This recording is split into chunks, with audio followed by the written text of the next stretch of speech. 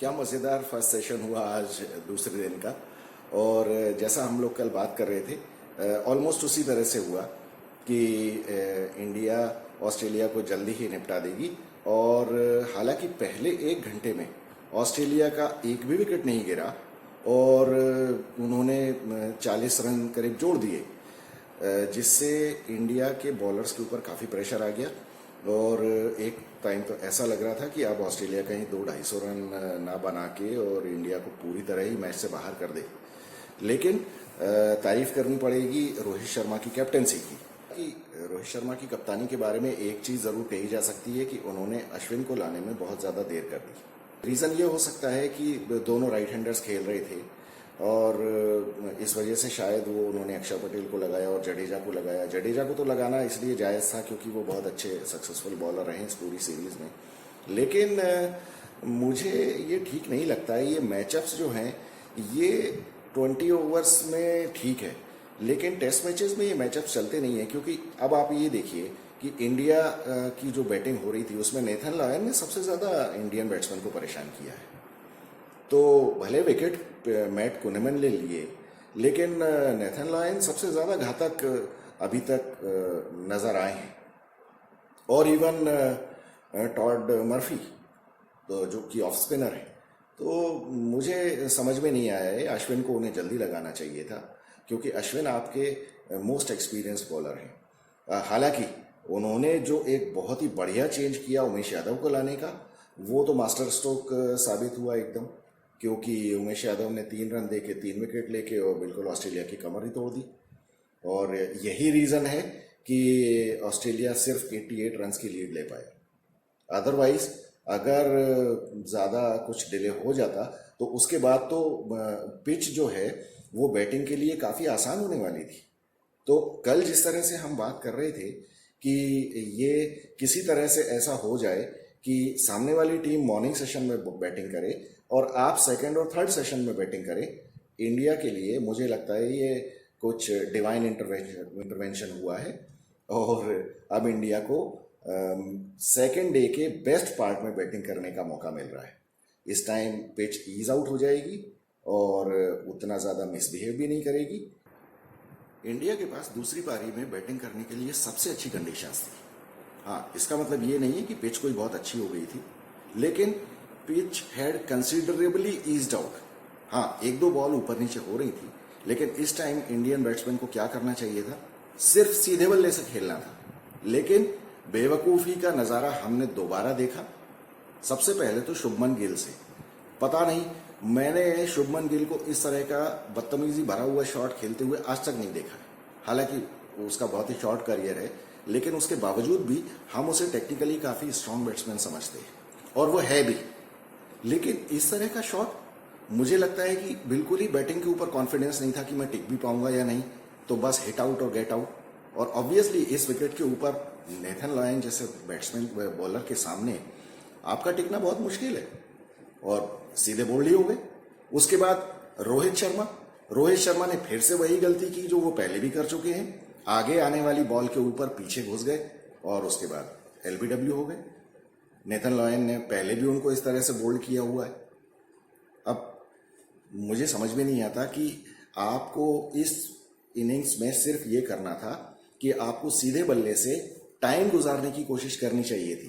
देखिए, खराब विकेट अगर हो तो बॉल अगर ऊपर नीचे होता है तो उसमें बैट्समैन का कोई कंट्रोल नहीं है, लेकिन आपको अपनी तरफ से तो कोशिश पूरी करनी चाहिए, एप्लीकेशन देना चाहिए। कोई बॉल अगर ऊपर नीचे होती है तो हो जाए, लेकिन कम से कम आप क्रॉस बैट शॉट तो ना मारें जैसा कि विराट कोहली ने मारा।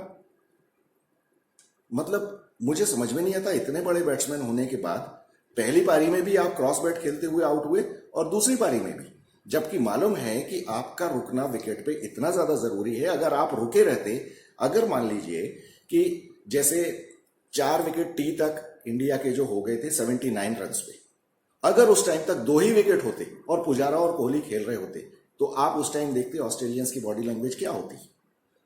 लेकिन इतने बड़े बैट्समैन होने के बाद भी ऐसी गलती, बिल्कुल स्कूल बॉयज टाइप का शॉट खेला और उसके बाद दुखी होने से क्या फायदा है। तो इंडिया ने एक बहुत बढ़िया चांस खो दिया था टी तक और मुझे तो समझ में नहीं आता ये लोग बॉलर्स के थकने का इंतजार क्यों नहीं करते। इतने इस लेवल पे क्रिकेट खेलने के बाद ये छोटी छोटी चीजों की समझ तो बहुत ज्यादा जरूरी है। इतने साल आपने क्रिकेट खेल लिया है, आपको पता है कि बॉलर्स हमेशा उसी एंथुजियाज्म से बॉलिंग नहीं कर सकते हैं, वो भी थकते हैं। खासतौर पे मैट कुनेमन जो है, उसको तो आप देखें हर बार उसका बॉल फेंकते टाइम उसकी आवाज निकलती है, मतलब वो कितनी एफर्ट पुट इन करता है। तो ऐसे बॉलर्स जो हैं या कोई भी बॉलर कंटिन्यूस बॉल करते हुए थक जाते हैं। सीधे बल्ले से अगर आप उनको नेगोशिएट करते रहते हैं, बॉलर डिमोरलाइज हो जाते हैं। जब तक कि कोई बॉल उल्टी सीधी ना हो तब तक आपके आउट होने का चांस नहीं है। लेकिन पता नहीं किस तरह से खेलते हैं, क्या करते हैं। इस लेवल पे खेलने के बाद भी ऐसी बेसिक गलतियां करने, मतलब ये गलतियां तो बहुत ही बच्चे टाइप के लोग करते हैं। इंडिया का 79 फॉर 4, अब 8 रन की लीड ऑस्ट्रेलिया की बाकी थी और आपके पास 6 बैट्समैन बाकी थे। अब 6 बैट्समैन कितने रन बना सकते हैं। मुझे कहने में कोई भी हिचक नहीं है कि इस टेस्ट मैच में ऑस्ट्रेलियन बॉलर्स ने बहुत अच्छी बॉलिंग की है। सॉरी, टी के बाद जब खेल शुरू हुआ 79 फॉर 4 इंडिया का स्कोर था और उसके बाद श्रेयस अय्यर और पुजारा ने काफ़ी अच्छी बैटिंग की। खासतौर पे श्रेयस अय्यर तो बहुत ही आक्रामक मूड में नजर आए और उन्होंने स्पिनर्स जो कि थके हुए थे उनकी लूज बॉल्स का भरपूर फायदा उठाया, छक्के भी मारे, चौके भी मारे। लेकिन इस टाइम स्टीव स्मिथ ने बहुत अच्छा बॉलिंग चेंज किया और वो मिचेल स्टार्क को 1 ओवर के लिए लेके आए। और एक्चुअली मिचेल स्टार्क ने बॉलिंग कोई बहुत अच्छी नहीं की, लेकिन चेंज ऑफ पेस की वजह से जो श्रेयस अय्यर जो बहुत अच्छा खेल रहे थे, उनका एक ड्राइव थोड़ा सा हवा में चला गया और उस्मान ख्वाजा ने बहुत ही अच्छा कैच पकड़ा। वहां से गेम पूरा ही चेंज हो गया। अश्विन ने हालांकि काफी कुछ रेजिस्टेंस देने की कोशिश की, अश्विन काफी अच्छा खेल रहे थे, लेकिन नेथन लायन ने उनको एलबीडब्ल्यू कर दिया। अब उसके बाद तो फिर अक्षर पटेल इस मैच में काफी पीछे आए, लेकिन अब इसका कुछ किया नहीं जा सकता क्योंकि अक्षर पटेल को ज्यादा ऊपर भी नहीं लाया जा सकता है। एक्चुअली गलती टॉप ऑर्डर बैट्समैन की है, उनको इंडिया को इस सिचुएशन में आने ही नहीं देना चाहिए था। तो अब बदकिस्मती अक्षर पटेल की है कि वो अपने नंबर पे ही बैटिंग कर सकते हैं और top order batsman top order ही हैं, जिसमें से पुजारा ने बहुत ही अच्छी बैटिंग की और उन्होंने एक बार फिर से शो किया कि उनको संकट मोचन क्यों कहा जाता है और बहुत ही अच्छा खेल रहे थे। लेकिन अनफॉर्चुनेटली नेथन लायन की बॉल पे स्टीव स्मिथ ने उनका एक बहुत ही अच्छा 100 कैच पकड़ लिया और इंडिया की लीड केवल 67 रन की थी, जिसके ऊपर इंडिया के 9 विकेट ही बाकी थे। मुझे ये कहने में कुछ भी हिचक नहीं है कि ये मैच जो है ये इंडिया के लिए शर्म की बात है। आप अपने फेवर की विकेट बनाते हैं, फॉरेन टीम को बुलाते हैं और उसके बाद आप खुद ही धराशायी हो जाते हैं। नेथन लायन ने इस मैच में 10 विकेट लिए। हमारे स्पिनर्स क्या कर रहे थे? हमारे स्पिनर्स को नहीं समझ में आ रहा कि वो नेथन लायन को ही कॉपी कर लेते या मैट कुनेमन को ही कॉपी कर लेते। ना तो जडेजा ने और ना अश्विन ने, दोनों ने उस तरह की बॉलिंग नहीं की जो ऑस्ट्रेलियन स्पिनर्स ने बॉलिंग की। और इंडियन टॉप ऑर्डर के लिए तो बहुत कुछ सोचने का टाइम आ गया है इस टाइम। ये सब वर्ल्ड क्लास बैट्समैन और इतने 1000 रन और उतने 1000 रन और इतनी सेंचुरीज का कोई मतलब नहीं है अगर आप पवेलियन में बैठ के दूसरे लोगों को बैटिंग करते हुए देख रहे हैं। मुझे लगता है ये बहुत सीरियस तमाचा है हमारे फैंस के मुंह पे कि हम जो इतनी बड़ी बड़ी कॉलर चौड़ी करके घूमते हैं, हमारी टीम इतनी बढ़िया और ये और वो, इस सब का कोई मतलब नहीं है। आप अपने घर में अपने फेवर की पिच बना के भी इस तरह से मैच हार रहे हैं। मैच हारे या जीते वो अलग बात है, लेकिन जो भी हुआ है अभी तक इन 2 दिनों में, ये इंडिया के लिए हार से ज्यादा बढ़ के है। इससे ज्यादा बुरा और इंडिया खेल नहीं सकती थी। अभी भी टॉप ऑर्डर के पास टाइम है। कुछ शर्म अगर बाकी हो तो जरा ढंग की विकेट अहमदाबाद में बनाओ और एक फेयर गेम खेलो। इंडिया सेकंड इनिंग्स में ऑल आउट हो चुकी है और ऑस्ट्रेलिया को 76 रन बनाने हैं जीतने के लिए।